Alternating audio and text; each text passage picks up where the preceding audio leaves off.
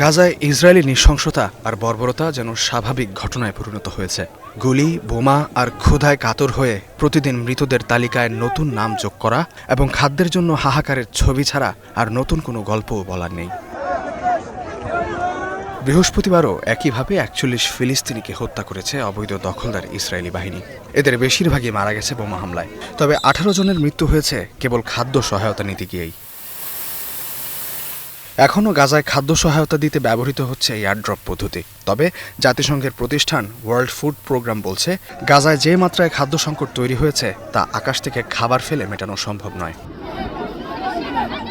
সবচেয়ে প্রহসনের ব্যাপার হলো ইসরায়েল আর যুক্তরাষ্ট্র পরিচালিত গাজা হিউম্যানিটেরিয়ান ফাউন্ডেশন GFH এর খাদ্য সহায়তা।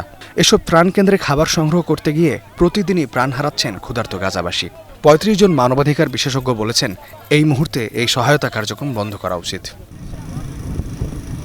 গাজাবাসীর এমন ভয়াবহ দিনেও ৭৯% ইহুদি এই যুদ্ধ নিয়ে কোনো অসুবিধা অনুভব করেন না, এমন চিত্র উঠে এসেছে ইসরায়েলের ডেমোক্রেটিক ইনস্টিটিউটের এক জরিপে।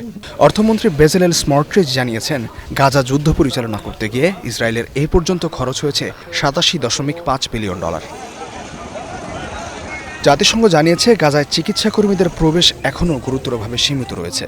চলতি বছরের মার্চ মাস থেকে সার্জন ও বিশেষায়িত চিকিৎসক সহ এ পর্যন্ত ১০০ জনের বেশি স্বাস্থ্যকর্মী গাজায় প্রবেশের অনুমতি পাননি। জাতিসংঘের মুখপাত্র ফারহান হক এক সংবাদ সম্মেলনে এ তথ্য জানান। গাজায় এ পর্যন্ত ৬১,০০০ ফিলিস্তিনি নিহত হয়েছেন, যার মধ্যে ১৮৮ জনই মারা গেছেন ক্ষুধায়। ইস্তেহাতুল মাহমুদ, স্টার নিউজ।